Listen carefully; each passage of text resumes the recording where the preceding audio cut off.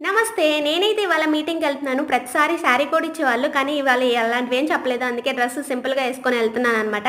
And ఏం meeting మీరేం job చేస్తున్నారంటారా? మేమేం జాబ్ చేయట్లేదండి. కాతే హస్బెండ్ ద్వారా ఇలాంటివి మాకు అప్పుడప్పుడు జరుగుతూ ఉంటాయి మీటింగ్స్.